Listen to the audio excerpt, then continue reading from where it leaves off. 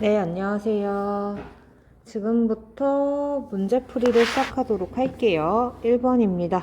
그림은 어떤 학생이 운동장에 그려진 흰 선을 따라 달리기를 하는 모습을 나타낸 것이에요. 한 바퀴 반을 돌아서 A에서 출발한 학생은 B에 도착을 하게 됩니다. 네, 한 바퀴의 거리는 400m예요. 그럼 한 바퀴 반은 몇 미터예요? 600m가 돼야 되겠죠? 400 더하기 200m이니까 600m가 돼야 돼서 이동한 거리는 600m가 되는 겁니다. 이동거리라는 건 뭐였죠? 전체 이동한 경로의 길이 합을 이동거리라고 하기 때문에 이동거리는 한 바퀴 400 더하기 반 바퀴인 200 해서 600m가 되는 거죠.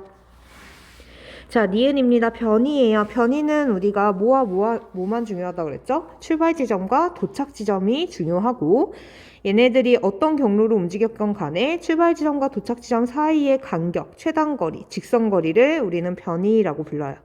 변위는 A와 B 사이의 직선거리니까 200m가 아니라 60m여야겠죠. 그래서 니은은 땡이 되는 겁니다. 디귿입니다. 속력은 속도의 크기의 10배이다 라고 되어 있는데 우리 지금 한 바퀴 반을 도는데 걸리는 시간은 고정되어 있는 상황이에요. 여기에서 시간이 고정되어 있는데 속력과 속도의 차이는 시간분의 이동거리냐 시간분의 변위냐였죠. 그래서 속력이 시간분의 이동거리가 되는 거고 속도는 시간분의 변위가 되는 거예요. 시간은 동일하게 이야기를 했으니까 우리 시간이 동일하다면 속력은 600m를 동일한 시간 동안 속도는 60m를 넣어줘야 하니까 우리 속력이 속도의 크기의 10배이다가 맞는 말이 되는 거죠. 2번입니다. 그림은 일직선상에서 운동하는 두 물체 A, B의 위치를 시간에 따라 나타낸 것이라고 해요. 그래프가 나왔으면 제일 먼저 축 이름을 확인해야 돼요. 그래서 위치, 시간 그래프에서 지금 알 수 있는 정보를 한번 생각해 보도록 하겠습니다. 자, 위치, 시간 그래프에서 알 수 있는 정보는 기울기 아니면 면적이 의미하는 바가 뭔지를 찾으시면 되는 거죠. 그래서 기울기는 시간분의 위치니까 우리 시간에 따른 위치 변화를 나타내는 물리량은 속도가 되는 거죠. 다음에 면적입니다. 면적 같은 경우에는 우리 위치 곱하기 시간, 배운 물리량 없어요. 그럼 얘가 줄 수 있는 정보는 없는 거죠. 그러면 지금 기울기가 일정한 상태니까 A와 B는 속력이 일정한 무슨 운동을 하는 거예요? 등속 운동을 하고 있는 상황인 겁니다. 기울기를 구하면 뭐에 대한 정보를 얻을 수 있어요? 속도에 대한 정보를 얻을 수가 있죠.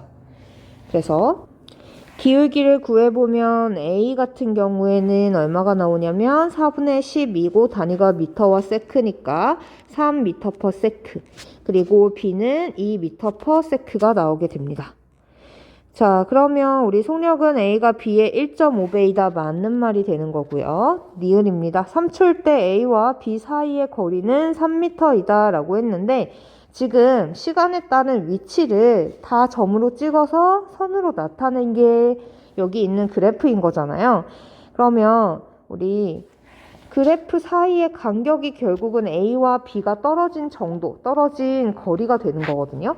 근데 3초라고 하는 시간을 찍어보면요. 3초는 지금 애매해서 정확하게 수치를 읽을 수가 없는 상황인 거예요. 그러면 어떻게 하면 되겠어요? 속력이 있으니까 속력에다가 시간을 곱하면 뭐가 나오죠? 이동 거리가 나오죠. 거리는 시간 곱하기 속력이니까 거속시 배우셨죠? 그러니까 우리는 시간에다가 속력을 곱해서 이동 거리를 구할 수가 있어요. A의 이동 거리는 3m/s로 3초 동안 움직인 거니까 9m 이동했고 그 다음에 B 같은 경우에는 2m/s로 3초 동안 움직였으니까 6m로 둘 사이의 거리는 3m가 맞는 말이 되는 겁니다. 디귿이에요. 시간이 지날수록 A, B 사이의 거리는 점점 멀어진다 라고 했는데 A와 B 그래프 사이의 간격을 보시면 되는 거죠. 그래프 사이의 간격이 시간이 지남에 따라 점점 넓어지니까 A와 B 사이의 거리도 점점 멀어진다 라고 볼 수가 있어요. 디귿도 맞는 말. 자, 3번입니다. 그림의 A는 일직선상에서 운동하는 물체의 위치를 시간에 따라 나타낸 것이라고 합니다. B는 A 위에 한 점 P에서의 접점을 나타낸 것이래요. 일단 그래프가 무슨 그래프냐면 위치 시간 그래프예요. 그러면 앞에서와 똑같이 기울기가 뭐에 대한 정보를 주는 거죠?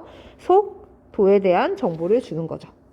자, 보시면 우리 지금 속도라고 특별히 강조해서 이야기한 이유는 운동 방향이 중간에 바뀝니다. 얘는 일직선상에서 운동을 하기 때문에 말하자면 수평선을 그려 놓으면 여기 원점에서 처음에 2초 동안은 오른쪽으로 움직이다가 2초가 지나면서 다시 마이너스 방향으로 움직이게 되죠. 그래서 1초일 때는 위치가 2였지만 2초일 때는 위치가 1이니까 2초 동안 오른쪽으로 가다가 다른 1초 동안 다시 왼쪽으로 이동을 하는 운동 방향이 바뀌는 운동을 하고 있는 거예요. 그렇기 때문에 방향을 고려해서 특별히 속도라고 이야기를 해준 겁니다. 기억이에요. 1초에서 4초까지 물체의 평균 속도를 물어봤어요. 그러면 1초일 때 위치를 찍어주고요. 그 다음에 4초일 때 위치를 찍어줍니다. 왜냐하면 속도죠. 속도는 시간분의 뭐예요? 변위예요. 변위는 뭐와 뭐가 중요해? 출발 지점과 도착 지점. 그러면 출발 지점과 도착 지점 사이의 기울기를 구하면 그게 바로 평균 속도가 되는 거죠. 그러면 우리 계산해보면 지금 이 기울기 값은 얼마예요? 3분의 1이니까 기억은 맞는 말이 되는 겁니다. 자, 니은이에요. 0에서 6초까지 물체의 운동 방향이 3번 바뀌었다라고 되어 있는데 한번 보도록 할게요. 노란색으로 표현해 보도록 합시다. 처음 0에서 2초 동안은 플러스 방향으로 움직입니다. 그리고 다시 2에서 3초가 되기 바로 얼마 전까지는 마이너스 방향으로 움직이죠. 그러다가 P점을 지나는 순간부터 다시 플러스 방향으로 움직이기 시작을 해요. 그러면 운동 방향은 몇 번 바뀐 거예요? 플러스 방향에서 움직이다 마이너스 방향으로 움직이는 한 번, 그 다음에 마이너스 방향으로 움직이다가 플러스 방향으로 움직이는 2번. 3번이 아니라 2번 바뀐 거죠. 그런데 이렇게 하지 않고도 구할 수 있는 방법이 있어요. 뭐였죠? 우리 여기서 기울기가 의미하는 바는 뭐예요? 속도예요. 그러면 기울기가 0이면 속도도 0이 되는 거죠. 제가 물체가 운동 방향을 바꾸려면 반드시 뭐한 지점이 있어야 된다? 정지하는 지점이 있어야 된다라는 얘기 했었어요. 그러면 정지하는 지점이라는 건 속도가 0인 거고 기울기가 0인 지점이니까 그래프 상에서 기울기가 0인 지점이 몇 번 있는지를 보시면 됩니다. 기울기가 0인 지점은 2번 있으니까 당연히 답은 2번이 되는 거죠. 그래서 니은은 땡. 디귿입니다. P를 지나는 순간 물체의 속력은 1m/s이다 라고 했는데 순간 속력이에요. 뭐 구해주면 돼요? 접선의 기울기 구해주면 되겠죠. 그래서 P를 지나는 접선의 기울기를 구하면 얼마가 나와요? 4분의 3. 그래서 4분의 3이니까 1m/s가 아니라 4분의 3m/s라고 해줘야 올바른 표현인 겁니다.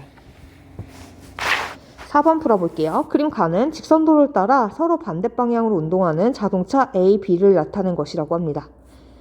자, A와 B는 서로를 향해서 움직이고 있어요. 그리고 이 등속 운동하는 A와 B의 운동을 속도 시간 그래프로 나타내 준 게 바로 나입니다. 보시면 우리가 이렇게 움직이는 경우에는 보통 우리가 속도를 측정할 땐 나는 정지해 있는 상태에서 움직이는 물체의 속도를 측정을 하는데 지금은 둘 다 움직이고 있잖아요. 그러면 A가 B를 볼 때는 뭐라고 생각을 하냐면 A가 볼 때 나는 정지해 있고 B가 3m/s보다 훨씬 더 큰 속력으로 움직이고 있다라고 생각을 하게 될 거예요. 이게 상대 속도의 개념이에요. 우리가 기본적으로 등속과 정지는 구분을 할 수가 없습니다. 기차를 타고 가다 보면은요, 어느 순간 내가 움직이는 건지 배경이 뒤로 움직이는 건지 알 수가 없게 되죠. 그래서 등속인 상태는 정지와 마찬가지로 힘이 존재하지 않아서 이 속력을 유지하는 거기 때문에 우리는 등속과 정지를 기본적으로 구분을 할 수가 없게 되고, 왜냐하면 등속 운동을 하는 A 입장에서는 나는 가만히 있고 B가 3m/s보다 더 큰 속력으로 나를 향해서 달려온다라고 생각을 하게 되는 거예요.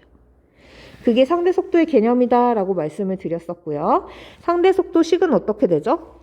예를 들어서 A가 본 B의 속도를 이야기한다 라고 하면 VAB 이렇게 써주고요. 뭐에서 뭐를 빼줘야 돼요? B의 속도에서 A의 속도를 빼줘야 되는 거죠.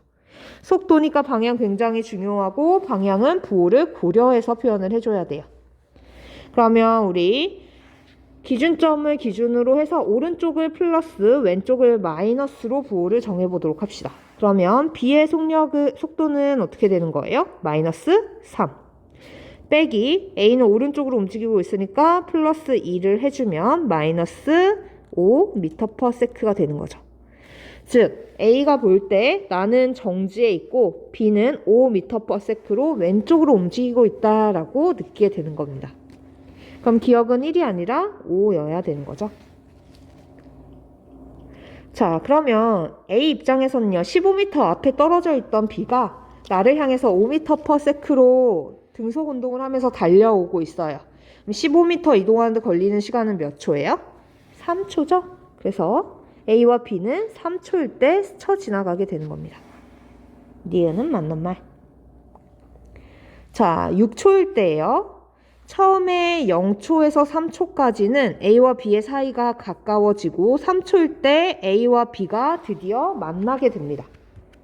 그래서 A와 B가 여기 만나는 게 바로 3초일 때예요. 그런데 B는 3초 동안 몇 미터 움직였어요? 15m.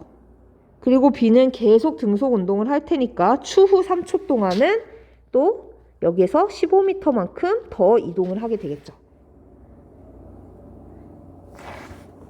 지금 이건 뭘 기준으로 얘기해 주는 거예요? A가 본 B의 상대 속도를 기준으로. 그래서 A가 자기는 정지해 있고 B만 움직인다라고 가정할 때를 가지고 이야기를 하는 거예요. 그러면 우리 처음 3초 동안은 가까워져서 만나고 그 후 3초 동안은 다시 엇갈려서 멀어지는데 똑같이 15m 멀어질 테니까 A와 B 사이의 거리는 당연히 15m가 돼야 되는 거죠. 디귿은 땡. 자, 5번입니다. 그림은 일직선상에서 마이너스 x방향으로 각각 8m/s, 6m/s의 속력으로 운동하는 자동차 A, B와 플러스 x방향으로 10m/s 속력으로 운동하는 자동차 C를 나타낸 것이라고 합니다. 이에 대한 설명을 옳은 것만은 있는 대로 골라보라 라고 되어 있네요. 자, 보시면은요, 일단 A가 측정할 때 B와 C의 운동방향 뭐 이런 식으로 나와 있으니까 상대 속도를 이용하라는 뜻이구나 라는 걸 알 수가 있어요. 그러면 기억 먼저 보도록 합시다. 기억이에요. A가 측정할 때 B와 C의 운동 방향을 물어봤어요. 그러면 VA가 본 B의 속도, VA가 본 C의 속도를 구해주면 되겠죠. 지금 어차피 위에 화살표가 있어야 되는 건데 이거 그냥 생략하고 기재를 하도록 할게요. 그러면 A가 본 B의 속도는 VB-VA니까 VB-VA니까 B는 지금 마이너스 방향으로 6m/s로 움직이고 있고 빼기 A도 마이너스 방향으로 8m/s로 움직이고 있어요. 그러면 VAB는 몇 m/s냐면 플러스 2m/s인 거죠. 자, 그 다음에 A가 본 C의 속도는 VC-VA입니다. 그러면 C는 플러스 방향으로 10m/s로 움직이고 있고 A 같은 경우에는 마이너스 방향으로 8m/s로 움직이고 있어요. 빼주면 어떻게 되는 거예요? 플러스 18m/s죠. 지금 플러스는 속도의 뭐를 알려주는 존재예요? 방향을 알려주는 존재예요. 그러면 A가 측정할 때 B와 C는 모두 다 플러스 방향으로 나왔으니까 얘네들은 운동 방향이 뭐한 거야? 같은 게 되는 거죠. 니은입니다. B가 측정할 때 C의 속력은 A의 속력의 8배이다 라고 되어 있습니다. 그러면 B가 측정한 C의 속력과 B가 측정한 A의 속력을 이야기를 해줘야 돼요. 자, 그러면 니은 한번 풀어보도록 할게요. 니은입니다. 먼저 B가 측정한 C의 속력과 B가 측정한 A의 속력을 구해줘야 되는데 그대로 뒤에서 앞에 걸 빼주면 되니까 C의 속력은 플러스 10이고 빼기 B의 속력은 마이너스 6이죠. 그러면 플러스 16이 나오게 되는 거고요. B가 측정한 A의 속력은 얼마냐면 A의 속력 마이너스 8에서 빼기 마이너스 B의 속력 6을 해주면 마이너스 2m/s가 나오게 되는 거죠. 자, 그러면 우리 속력이라고 했으니까 크기만 따져줘야 되는데 C의 속력은 16이고 A의 속력은 2니까 8배가 맞는 말이 되는 겁니다. 여기서 주목할 만한 점이 뭐냐면 A가 본 C의 속력과 미안해요. 이거 말고 한 번에 안 지워져. 네. A가 본 B의 속력과 B가 본 A의 속력을 한번 비교를 해보도록 할게요. 자, 얘네들은 크기가 어때요? 같죠? 네. 당연히 A가 본 B의 속력이나 B가 본 A의 속력이나 같을 수밖에 없어요. 어차피 A와 B의 속도를 가지고 연산을 하는 거잖아요. 근데 A가 본 B의 속도와 B가 본 A의 속도의 차이점은 크기는 같지만 서로가 운동 방향을 반대로 느끼고 있겠죠. 그래서 하나는 플러스지만 하나는 마이너스라는 거 주목할 만한 점이라고 생각을 해주시면 좋겠어요. 디귿입니다. C가 측정할 때 A와 B 사이는 1초마다 2m씩 멀어진다라고 되어 있어요. 그러면 뭘 보면 되냐면 C가 측정한 A의 속력과 C가 측정한 B의 속력은 결국은 뭐랑 같냐면 A가 측정한 C의 속력과 B가 측정한 C의 속력이랑 같겠죠.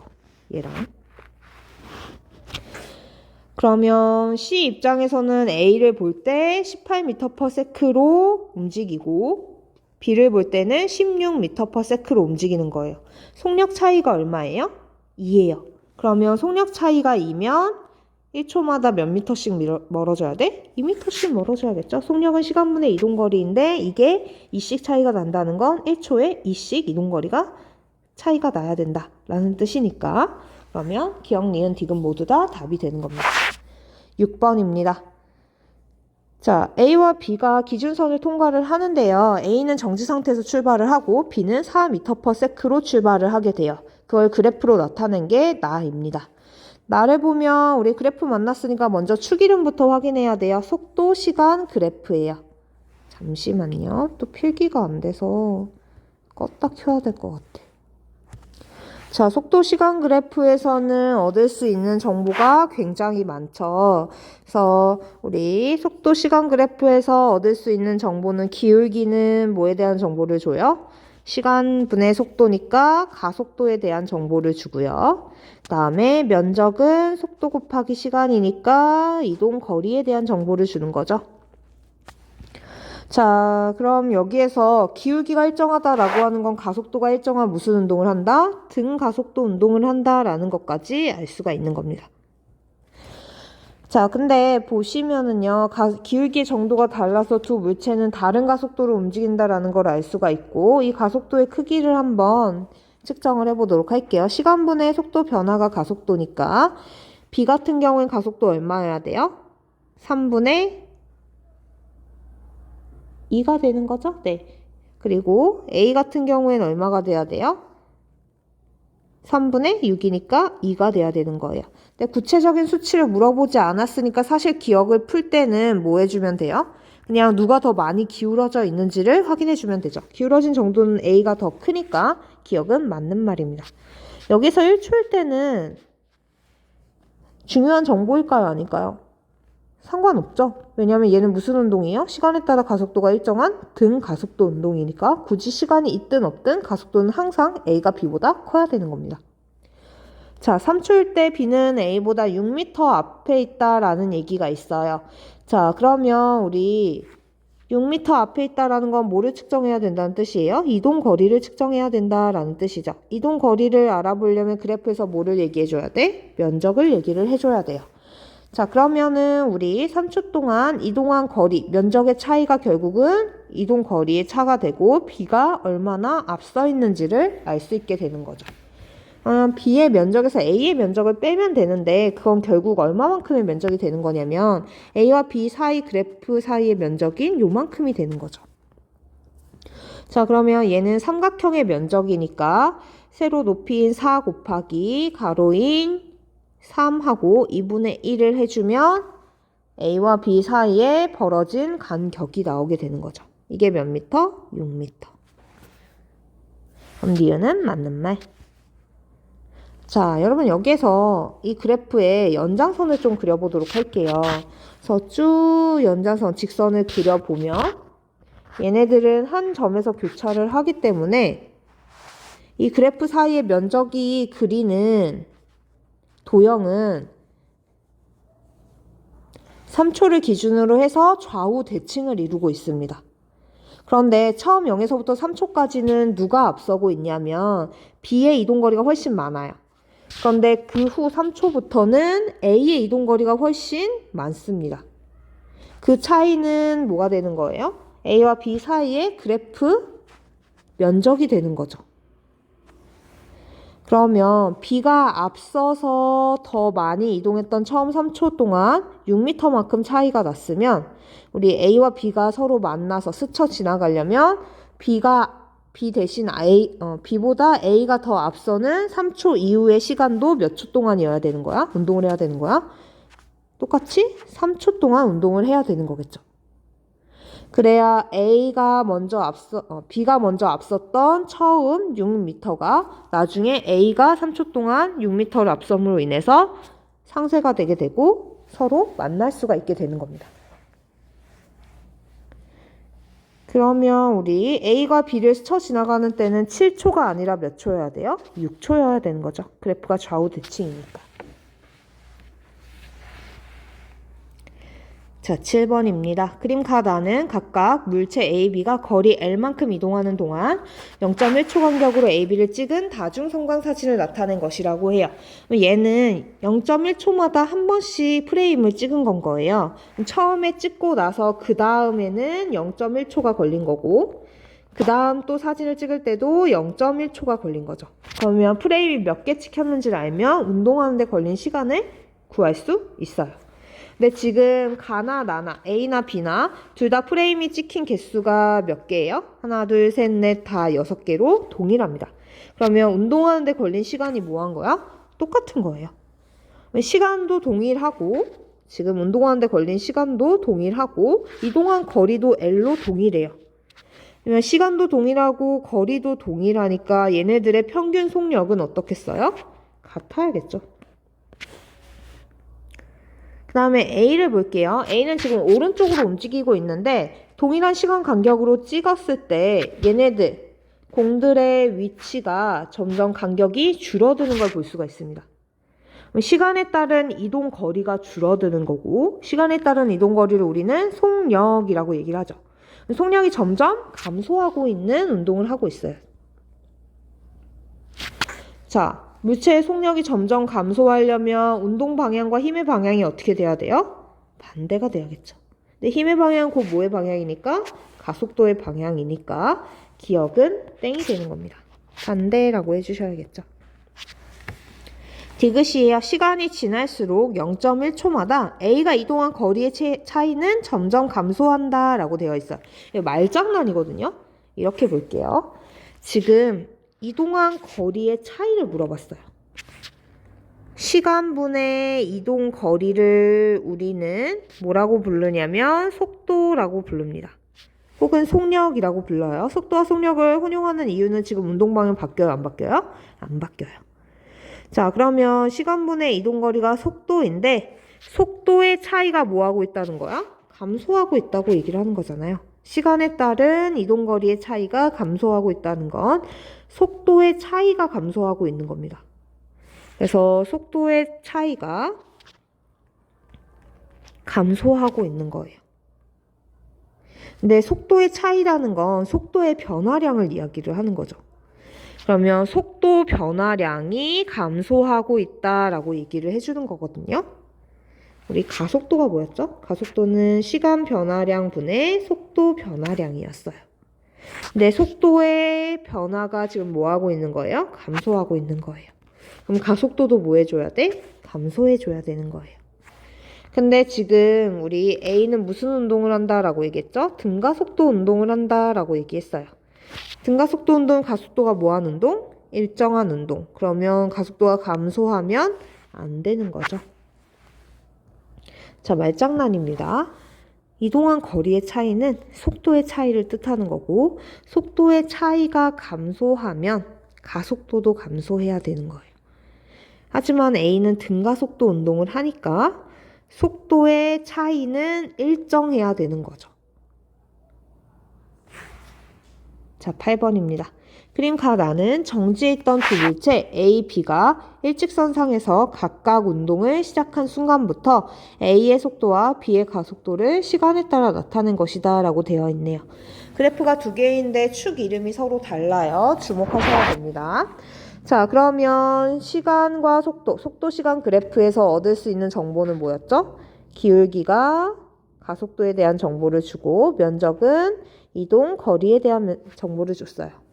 자, 가속도 시간 그래프예요. 우리 시간분의 가속도라고 하는 물리량은 배운 적 없어요. 그러면 면적이 주는 정보를 얻어야 되는데 면적은 면적은 가속도는 시간 변화량 분의 속도 변화량인데 거기에다가 뭐를 해주는 거예요? 델타 t 시간을 곱해주는 거니까 결국은 뭐가 돼요? 속도 변화량이 되는 거죠. 그래서 지금 가속도 시간 그래프에서 면적은 속도 변화량을 뜻한다라는 걸 알고 있게 된 상황인 겁니다. 자, 그러면 기억이에요. 가속도의 크기를 물어봤네요. 우리 속도 시간 그래프에서 기울기 구하면 가속도 구할 수 있으니까 A의 가속도 구해보면 4분의 4로 1m/s 제곱이구나 라는 거 알 수 있고요. B의 가속도는 그대로 읽어주면 되죠. B는 지금 4m/s 제곱에 가속도가 변하지 않는 등가속도 운동을 하고 있어요. A도 마찬가지죠. 둘 다 등가속도 운동을 하고 있는 상황입니다. 니은이에요.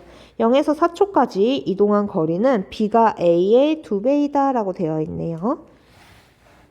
그러면 속도 시간 그래프에서는 뭐를 구해주시면 되겠어요? 면적을 구해주시면 되는 거죠.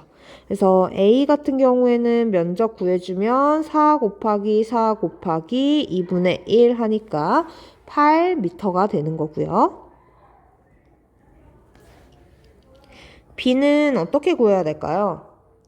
B는 그래프를 변경하셔도 돼요. 얘를 가지고 다시 기울기가 4인 속도 시간 그래프를 그려서 이동 거리를 구해도 되지만 우리 등가속도 공식 배웠잖아요. 처음 상태는 정지에 있던 상태니까 초기 속도 없는 상황이고 그러면 이동거리 S는 2분의 1 A T의 제곱으로 표현이 되겠죠.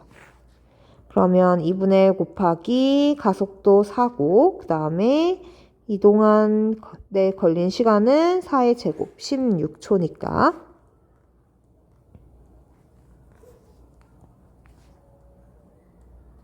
총 몇 미터가 나와야 돼요? 32m. 그러면 B 같은 경우엔 32m니까 2배가 아니라 4배여야겠죠? 그래서 얘는 땡이고 기억은 맞는 말. 디귿입니다. 4초일 때 속력은 A와 B가 같다라고 했는데 4초일 때 A는 뭐 해주면 돼요? 그냥 그래프 그대로 읽어주면 되죠. 4초일 때 속도를 봤더니 몇이에요? 4. 그리고 B는 지금 우리 면적을 구하면 속도가 얼마만큼 4초 동안 변했는지를 알 수가 있는 거죠. 그래서 면적 구해보면 면적이 몇이에요? 16m/s입니다. 그러면 0초부터 4초 동안 속력은 16m/s만큼 증가한 게 되는 거예요. 처음에 무슨 상태였죠? 정지 상태였어요. 정지 상태에서 16m/s가 된 거니까 16m/s만큼 변화량이 발생을 한 거니까 나중 속력은 16m/s이고 그러면 B는 16m/s니까 4m/s와 같은 값이 될 수는 없는 거죠. 자, 9번입니다. 그림은 마찰이 없고 경사각이 일정한 경사면 위에서 등가속도 직선 운동하는 물체를 0.1초 간격으로 나타낸 것이에요. 우리가 빗면의 역할은 뭐냐면요. 빗면은 그냥 물체를 자유낙하를 시키면요. 중력가속도 G를 받아서 뚝 떨어지게 되거든요. 근데 빗면 위에서 물체를 놓으면요. 아래쪽으로 중력이 작용을 합니다. 그런데 아래쪽으로 이동을 할 수가 없죠. 얘가 이동을 하는 건 무슨 방향이에요? 빗면 방향이에요. 그래서 실제로 이동을 하는 건 빗면 방향이기 때문에 이 연지가 아래로 작용하는 중력이요. 이 중력을 분해를 해서 빗면 방향과 빗면의 수직인 방향으로 힘을 나누어 줄 수가 있어요. 그 중에 물체의 운동에 영향을 미치는 건 빗면의 나란한 방향인 거죠. 그럼 당연히 중력, 연직 아래로 작용하던 중력을 나눠서 빗면과 빗면의 수직인 방향으로 힘을 분산을 시켰으니까 이 빗면 방향으로 작용하는 힘은 중력보다는 크기가 어떻겠어요? 작을 수밖에 없는 겁니다. 그러면 F는 ma에 의해서 힘의 크기가 작아졌지만 질량은 변하는 값이 아니니까 가속도도 작아져야 되죠. 그래서 빗면은요, 중력 가속도보다는 조금 작지만 중력이 작용하는 내내 일정하게 작용을 하기 때문에 가속도도 일정하게 작용을 하는 등가속도 운동을 하게 되는 거예요.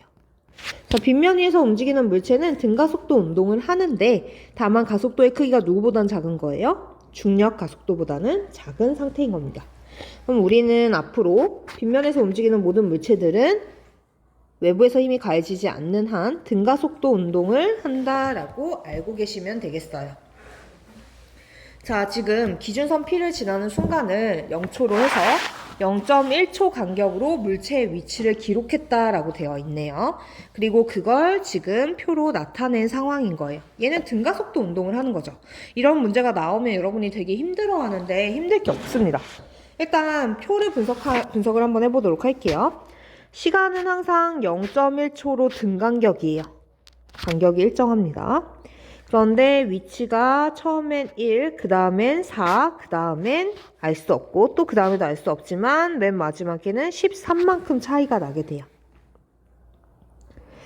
그러면 위치의 차이가 이동 거리인 거잖아요. 그래서 얘를 가지고 속도를 구해보도록 할게요. 속도를 구하면 우리 0.1초 동안 1m 움직인 거니까 1cm 움직인 거니까 얘네들은 지금 0에서 0.1초 동안 평균 속도가 얼마냐면 10cm/s인 거예요. 그 다음엔 얼마죠? 0.1초 동안 4cm 움직였으니까 40cm/s가 되는 겁니다. 그 다음 값은 기억을 모르니까 알 수 없지만 맨 마지막 값은 13cm 움직였으니까 130cm/s가 되는 거예요. 얼마 동안? 0.1초 동안. 그러면 우리가 0.1초 동안 평균 속력을 구했어요. 그러면 이 사이의 간격이 0.1초면 요만큼의 간격도 몇 초겠어요? 0.1초여야 되는 겁니다.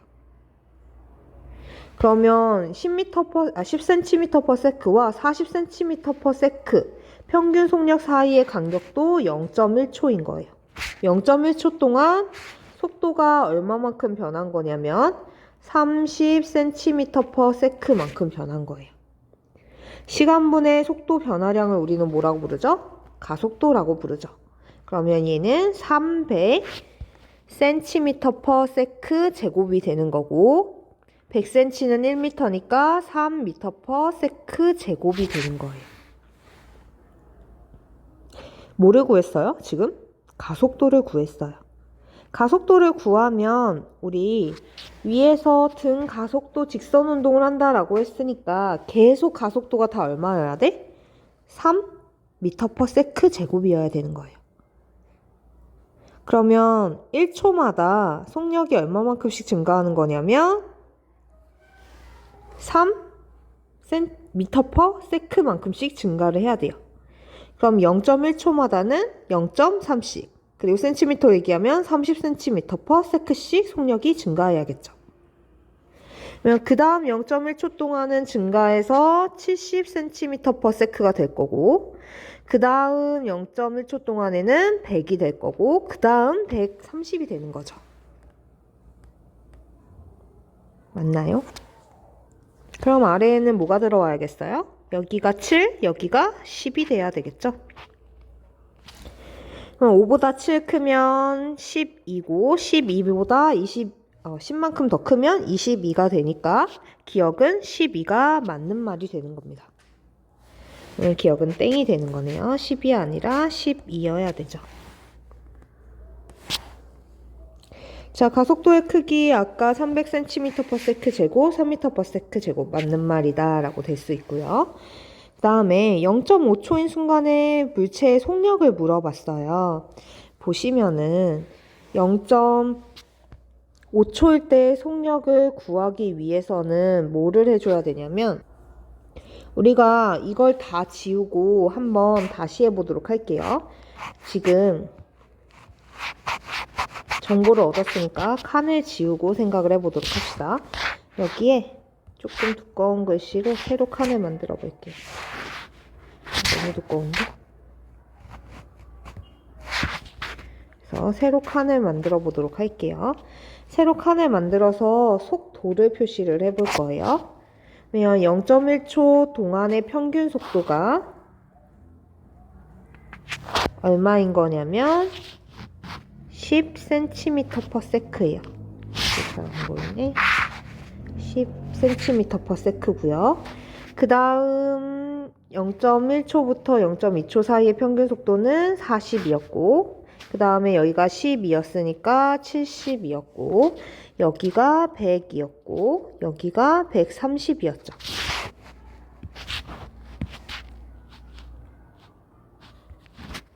이렇게. 그럼 얘네들은 0초와 0.1초, 0.1초와 0.2초, 각 0.1초들마다의 평균 속도거든요. 내 평균 속도는 등가속도 운동에서 제가 중간값이라고 했던 거 기억나세요? 이렇게 있으면 등가속도 운동은 VT 그래프를 그렸을 때 어떻게 되니까? 1차 함수 형태로 표현이 되니까 결국은 평균 속도가 뭐랑 똑같냐면 중간에 0초부터 t초라고 하면 2분의 t초일 때의 속력이 평균 속도이다 라는 얘기를 했던 거 기억나세요? 그러면 10cm/s라고 하는 속력은 몇 초일 때의 속력인 거냐면 0.05초일 때의 속력인 거예요. 맞아요? 그럼 뒤로 쭉 가서요.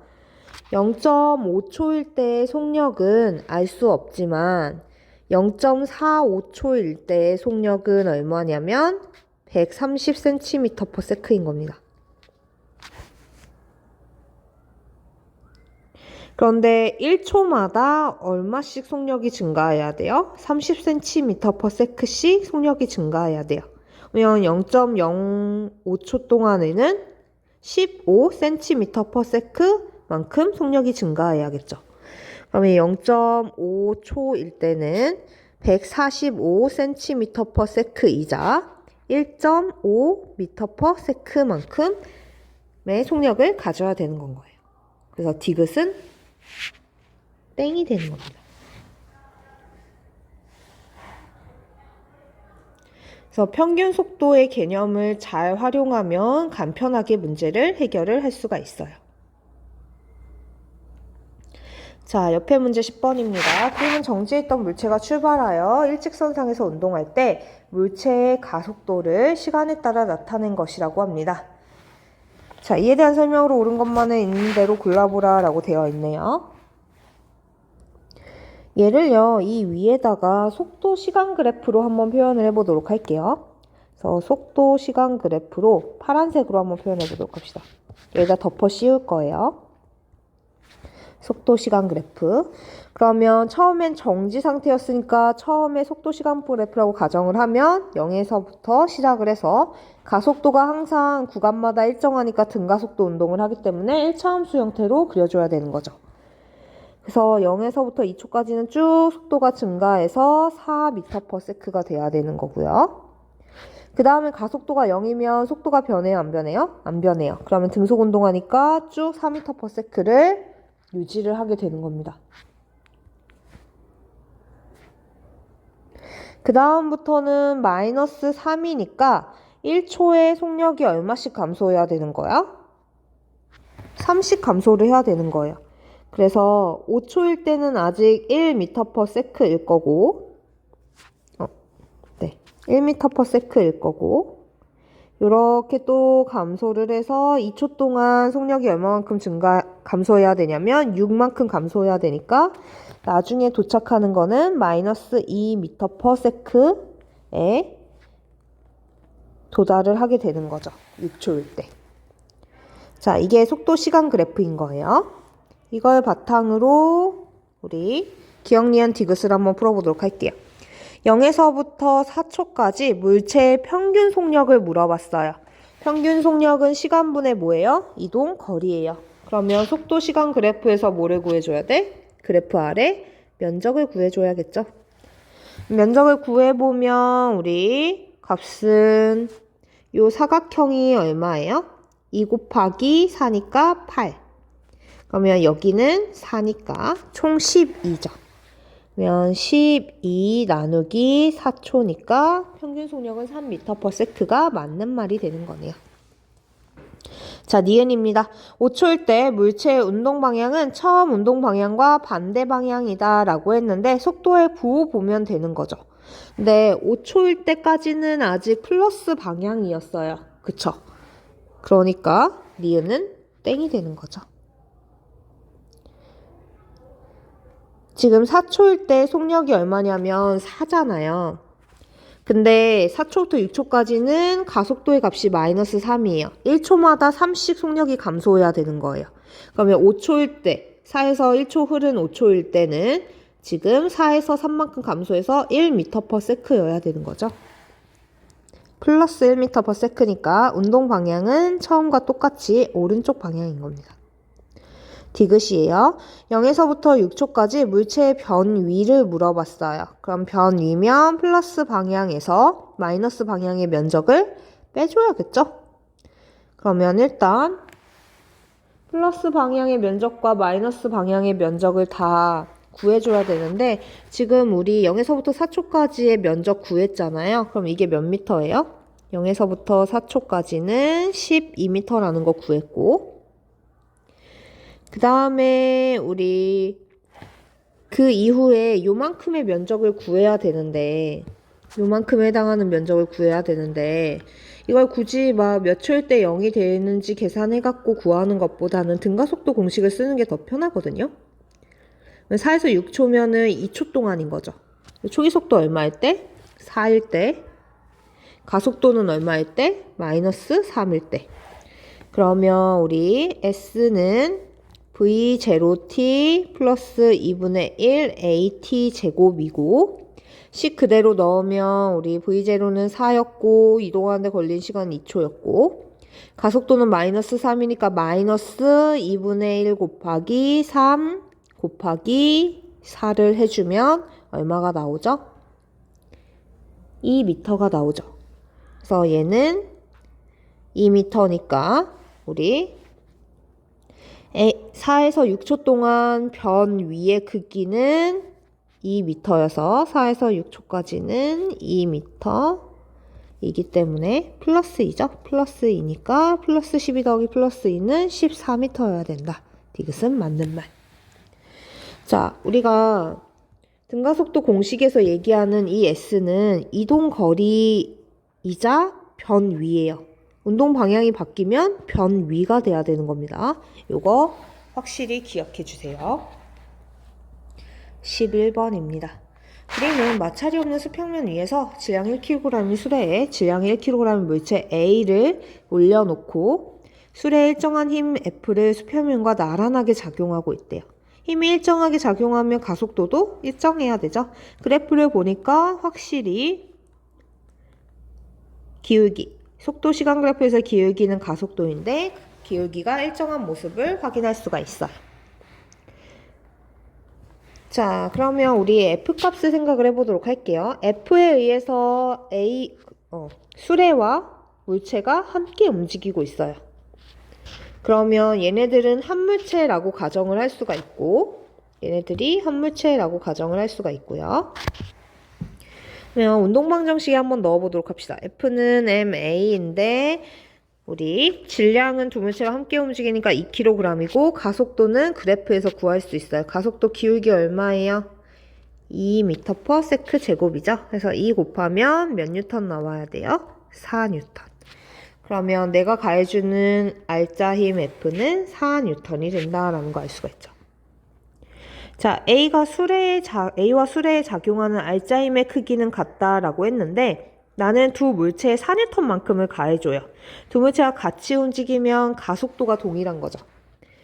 또 F는 MA 얘기하는 거예요. F는 MA인데 지금 두 물체가 함께 움직이니까 가속도가 같은 거고, 그러면 질량비가 곧 뭐가 되는 거예요? 힘의 비가 되는 거예요. 질량비가 힘의 비가 되는 거니까 질량비가 1대1이면 A와 수레에 작용하는 알짜힘의 크기도 1대1로 같아야겠죠. 자, 그러면 A의 알짜 힘은 2N이고 그 다음에 수레의 알짜 힘도 2N이에요. 근데 A 입장에서는 누가 나를 밀어서 2N이 발생을 한 거예요? 나를 운동 방향으로 밀어주는 존재는 수레밖에 없죠. 지금 수레가 A를 이쪽 방향으로 밀어준 거예요. 몇 N만큼? A의 알짜 힘만큼. 그래서 수레가 A를 미는 힘은 2N이고, 수레가 A를 밀면 A도 수레를 뭐 해줘야 돼요? 밀어줘야 돼요. 어떻게? 크기는 같고 방향은 반대로. 크기는 같고 방향은 반대로. 그러면 A가 수레에 작용하는 힘의 크기는 몇 N이어야 돼요? 2N이어야겠죠. 그래서 수레 입장에서는 사람이 끌어주는 F가 몇 N? 4N. A가 미는 반대 방향 힘이 몇 N? 2N. 그래서 힘의 방향은 사람이 끌어주는 방향으로 2N 알짜 힘이 나오게 되는 거죠. 12번입니다. 그림 가는 마찰이 없는 수평면 위에서 질량이 각각 M1, M2인 물체 A, B를 접촉시켜 놓고 A의 크기가 F인 일정한 힘을 수평 방향으로 작용하는 모습을 나타낸 것이라고 해요. 나는 가에서 B의 크기가 일정한 힘 F를 동일한 크기죠? 수평 방향으로 작용하는 모습을 나타낸 것입니다. 자, 가에서 A와 나에서 B의 가속도의 크기는 같대요. 지금 F는 MA 써보면 되겠죠? F는 MA예요. 둘 다 가해주는 힘의 크기 어때요? 같아요. 질량도 달라지지 않았어요. 가속도도 어때야 돼? 같아야겠죠? 그래서 가와 나는 힘의 방향만 달라졌을 뿐 A와 B의 질량은 차이가 없으니까 가속도의 크기가 같아야 되는 상황인 겁니다. 니은이에요. 가와 나에서 B에 작용하는 알짜 힘의 크기는 같다라고 했는데 얘네들은 분석을 해봐야 돼요. 만약에 여기에서 발생하는 가속도를 A라고 얘기를 해보도록 할게요. 가속도가 A다라고 하면 B는요. 어느 방향으로 알짜 힘을 받아야 되냐면 사람이 밀어주고 있는 이 방향으로 그냥 FB라고만 쓸게요. M2A만큼의 알짜 힘을 받아야 돼요. 그 다음에 A는 또 똑같이 알짜 힘이 M1A만큼 발생을 해야 되는 겁니다. 자, 그러면 B 입장에서는 지금 내 앞에 있는 존재가 누구예요? A예요. 그러면 나의 알짜 힘 누구로부터 나온 거예요?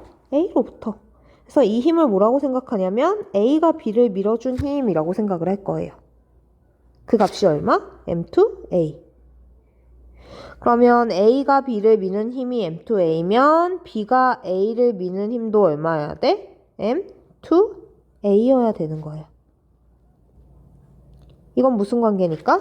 작용, 반작용 관계니까. 자, 그러면 A와 B가 서로를 미는 힘의 크기는 M2A다라는 걸 알 수가 있는 상황입니다. 자, 여기에서 나 한번 분석해 보도록 할게요. 나 입장에서는요, 지금 가속도가 A니까 A의 가속도는 여기 이렇게 좀 밑에다 쓸게요. A의 가속도는 M1A만큼이고 B의 가속도는 M2A만큼이에요. 근데 밀려가는 존재는 누구예요? A예요. 직접적으로 사람부터 힘을 받지 않지만 밀려가는 존재는 A가 되는 거고, 그러면 A 입장에서는 뭐라고 생각을 하냐면 내 알짜 힘인 M1A가 누구로부터 나왔겠어요? 내 앞에 있는 B가 나를 밀어줬기 때문에 발생을 한 거라고 생각을 하는 거예요. 그래서 이 힘은 B가 A를 밀어주는 힘이 되는 겁니다. 자, B가 A를 M1A로 밀어주면 A도 B를 어떻게 줘야 돼요? M1A로 밀어줘야 돼요. 그러면 우리 가에서는 A와 B 사이에 작용하는 힘이 작용 반작용이 M2A였지만 지금 나에서는 얼마가 된 거예요? M1A가 된 거예요. 그래서 똑같은 힘을 주고 똑같은 물체를 미는 거지만 얘네들이 내부에서 A와 B가 서로에게 작용하는 힘의 크기는 같지 않을 수 있다는 걸 알 수 있죠. 자, 그럼 니은이 해결됩니다. 가와 나에서 B에 작용하는 알짜 힘의 크기는 당연히 같아야 되죠. 알짜 힘은 뭐와 뭐의 곱이에요? 질량과 가속도의 곱. 그런데 질량도 같고 가속도도 같으니까 얘는 같지만 가와 나에서 A와 B가 서로 상호작용하는, 서로를 미는 작용 반작용 힘의 크기는 같을 수 없는 거죠. 그래서 가에서는 A가 B를 미는 힘이 M2A였지만 나에서는 M1A가 되는 겁니다. 13번입니다. 그림 가는 실로 연결된 물체 A, B가 일정한 속력 V로 화살표 방향으로 운동하는 것을 나는 실로 연결된 물체 A, C가 화살표 방향의 크기가 A인 가속도로 운동하는 것을 나타낸 것이라고 합니다. 우리 일단 가를 보면요. 얘네가 등속 운동을 해요. 등속 운동은 힘이 존재하는 거야, 안 하는 거야? 네. 등속은 힘이 없다라는 뜻이죠. 그러면 어느 방향으로 알짜 힘을 받지 않는다라는 뜻이 되는 겁니다. 알짜 힘을 받지 않으면 지금 얘네들이 움직이는 건 A와 B에 가해지는 중력 때문인 건데 B에 가해지는 중력과 A에 가해지는 중력의 크기가 어떻다는 뜻이에요? 같다라는 뜻이 되는 거죠. 그러면 A의 질량과 B의 질량은 같구나라는 걸 하나 알 수가 있어요. 자, 하지만 나의 상황에서는 C 쪽으로 움직이니까 C가 A보다는 더 무겁다라는 걸 알 수가 있는 거죠. 그래서 MA보다는 MC가 더 크다라는 걸 알 수가 있어요. 그러면 당연히 B랑 A랑 질량이 같으니까 B보다 C가 질량이 커야겠죠. 디귿은 맞는 말.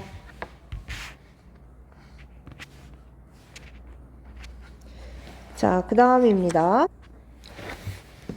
가에서 A에 작용하는 알짜 힘의 크기는 0이다 라고 되어 있는데 A는 아래쪽으로 뭐를 받아요? 중력 MA, G를 받아요. 그런데 등속 운동을 한다는 건 위에서 누가 나를 당겨줄 때 이 힘의 크기가 뭐랑 똑같은 건 거야? MAG랑 같은 건 거죠. 그래서 얘네들이 크기는 같고 방향은 반대이며 작용점이 하나니까 알짜 힘의 크기를 구해보면 0이 되어야 되는 거죠.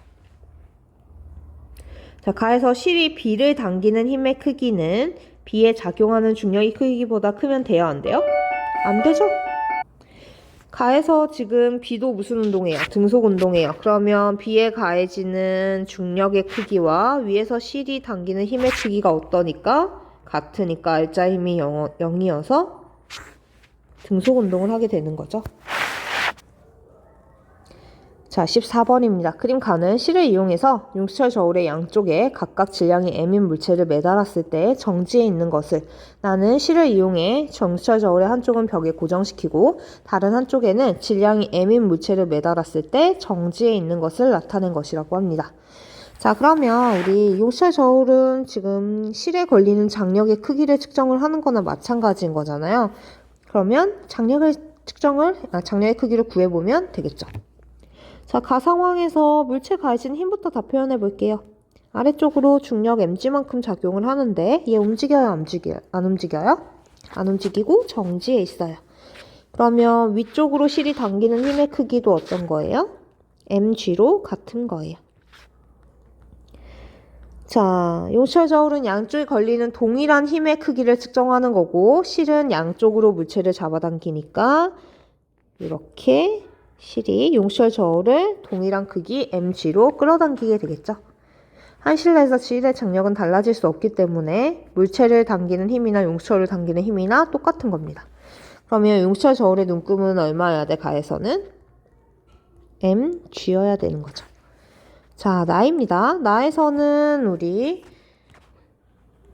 물체 가해지는 힘의 크기 당연히 중력 mg고요. 얘도 정지했으니까 위쪽으로 뭐가 작용해야 돼? 장력. 얼마만큼? mg만큼. 그래야 R자 힘이 0이어서 정지를 할 수가 있으니까. 그러면 한 실내에서 장력 달라질 수 없고 실은 양쪽에서 물체를 끌어당기는 거니까 용수철 저울을 끌어당기는 힘도 mg. 네, 용수철 저울도 뭐하고 있어요? 정지하고 있어요. 그럼 반대편 실이 용수철 저울을 끌어당기는 힘도 mg. 용수철 저울의 눈금은 양쪽에서 끌어당기는 동일한 힘의 크기인 mg로 같아야 되는 거죠.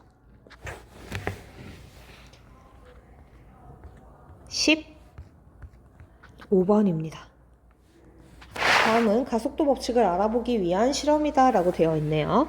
그림과 같이 질량이 m인 수레와 질량이 m인 추 두 개를 도르래를 통해 실로 연결한 후 추를 가만히 놓고 수레의 속도를 측정한다 라고 되어 있어요.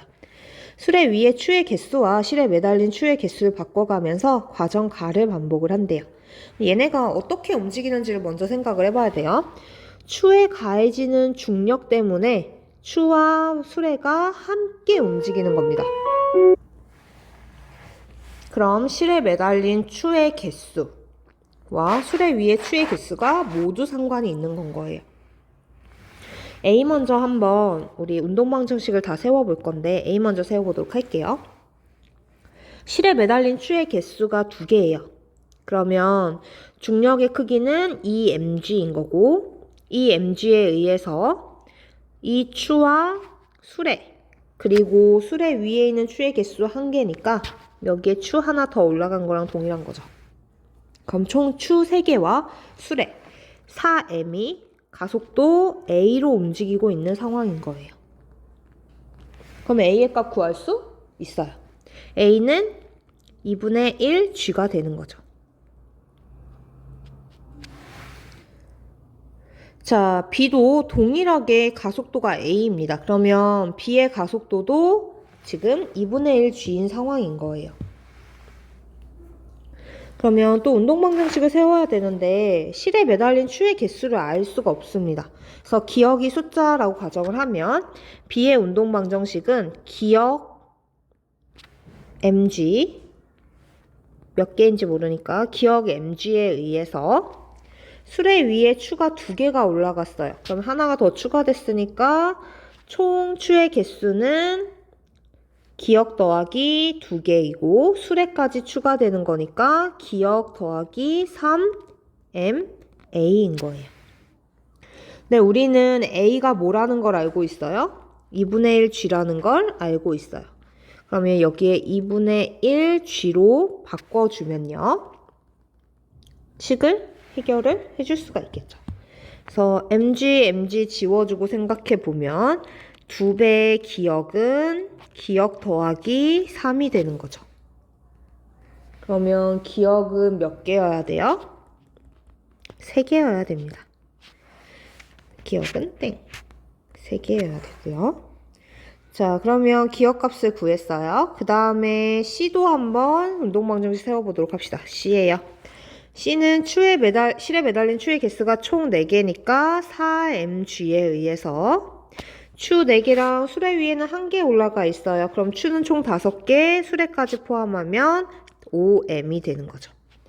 그래서 5ma라고 미안해요. 5m이 아니죠. 실에 매달린 추가 4개고 수레 위에 있는 것까지 5개, 그 다음에 수레의 질량도 m이니까 6m이 가속도 여기에서 앞에 있는 거랑 구분해주기 위해 AC라고 쓰도록 할게요. C의 가속도로 이렇게 움직이게 됩니다. 그러면 우리 가속도의 크기는 얼마라는 걸 알 수가 있어요? 3분의 2 G라는 걸 알 수가 있어요.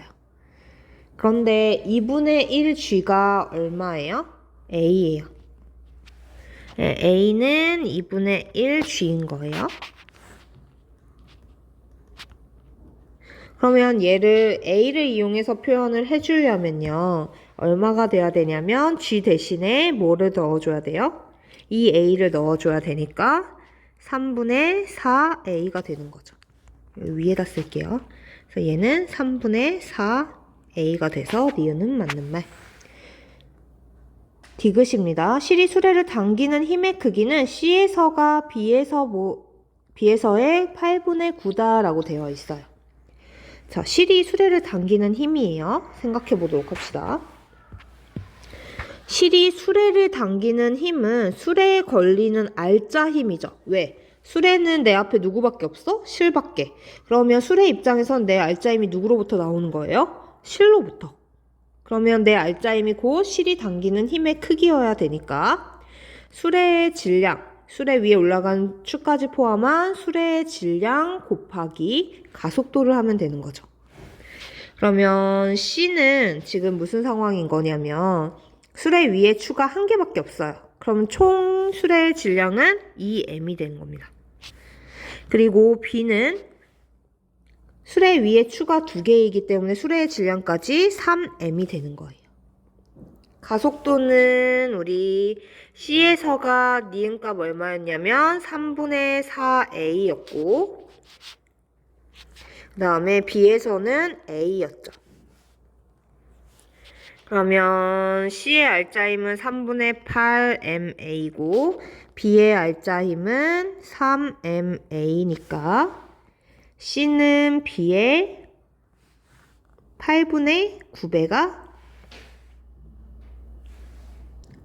아니라 9분의 8배여야겠죠? 그래서 얘는 9분의 8배가 돼야 된다라고 해주시면 됩니다.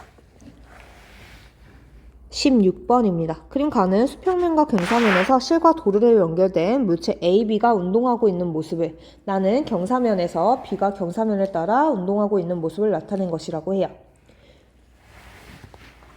자, 이때 A, B의 질량은 각각 M1, M2이고 B의 가속도의 크기는 가와 나에서 각각 2A, 3A다 라고 되어 있네요. 저 나를 보면은요. 가나 나나 B가 움직이는 빗면은 각도가 같아요. 각도가 가파를수록 중력 가속도에 가까워지게 되는 거거든요. 얘가 각도가 점점 커져서 수직이 돼버리면 그때부터는 B는 자유낙하를 하는 거잖아요.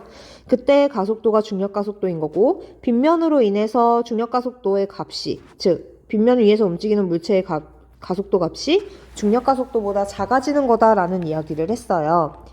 그러면 두 개의 지금 각도가 똑같기 때문에 얘네들이 이 빗면에서 움직이는 가속도의 값도 같은 겁니다. 그럼 나의 상황을 좀 분석을 해보면 세타라는 각도의 빗면에서 움직일 때는 물체의 가속도가 3a가 돼야 되는 거예요. 그러면 B가 이쪽 방향으로 받는 알짜 힘의 크기는 얼마냐면 3배의 m2a가 되는 거죠. m2 곱하기 3a. 자, 그런데 가는 뭐냐면 B만 혼자 떨어지는 게 아니라 A도 함께 떨어지는 거예요. A와 B가 함께 움직이게 되는 거죠. 얼마의 가속도로? 2A로. 그러면 A라고 하는 물체가 추가됨으로 인해서 가속도가 감소한 상황인 겁니다. 힘을 먼저 표시를 해보도록 할게요. B는요, 원래 빗면에서 가속도를 3A만큼 받아야 되기 때문에 이 빗면에 의해 받는 알짜 힘의 크기가 얼마냐면 3m2a인 거예요. 그런데 지금 B가 실제로 움직이고 있는 가속도는 2a인 거죠. 그러면 B의 알짜 힘은 얼마여야 되냐면 2배의 m2a여야 되는 거예요. A가 실제로 움직이는 가속도와 질량의 곱. 왜냐하면 알짜 힘이라고 하는 건 물체의 실제 가속도를 만들어주는 힘이니까 실제 가속도 곱하기 질량을 해줘야 되는 거죠. 그러면 얘가 원래 아래쪽으로 혼자 움직였으면 3m2a만큼을 받았어야 됐는데 지금 실제로는 이 m2a의 알짜 힘을 받아서 움직이는 거잖아요. 그럼 위에서 실이 얼마로 당겨주는 건 거예요? m2a만큼으로 당겨주는 거죠. 그래서 아래쪽으로 m2a만큼, 위쪽으로 m2a만큼 힘을 받으니까 알짜 힘은 아래쪽으로 이 m2a만큼 나오게 되는 겁니다. 그러면 한 실 내에서 실의 장력 달라질 수 없으니까 a도 얼마로 당겨줘야 돼요? m2a의 가속도로 당겨줘야 되는 거죠. 자, 운동 방정식 한번 세워보도록 할게요. 가해 상황에서의 운동 방정식입니다. 지금 B한테 가해지는 3m2a에 의해서 마치 모처럼 이걸 수직 방향이라고 생각하면 B에 가해지는 중력에 의해서 두 물체가 같이 움직였던 것처럼 요 힘에 의해서 M1과 M2가 함께 움직이는 거예요. 얼마의 가속도로? 2a의 가속도로. 얘 풀면 M1과 M2 사이의 관계 나올 수 있겠죠. 그래서 계산해보면 A 지워주고요. 3M2-2M2 하면 M2고 그 다음에 2M1이니까 우리 M2는 2M1이 맞는 말이 되는 거죠. 이렇게. 자, 니은입니다. 가에서 B가 C를 당기는 힘의 크기는 4M1A이다 라고 했는데 우리 원래 가에서 B가 C를 당기는 힘의 크기 얼마였어요? M2A였어요. 근데 기억에서 뭐라고 얘기했어? M2가 2배 M1이라고 얘기했으니까 2배 M1A라고 얘기를 해주면 되겠죠. 그래서 4배가 아니라 2배여야 됩니다. 디귿이에요. 나에서 B에 작용하는 알짜 힘의 크기는 가에서 실이 A를 당기는 힘의 크기의 3배이다 라고 되어 있는데 나에서 B의 알짜 힘 얼마예요? 3배 M2A였고요. 그 다음에 가에서 실이 A를 당기는 힘의 크기 얼마였어요? 실이 B를 당기는 힘과 동일한 M2A예요. 그러면 우리 첫 번째가 두 번째 3배가 맞는 말이 되는 거네요.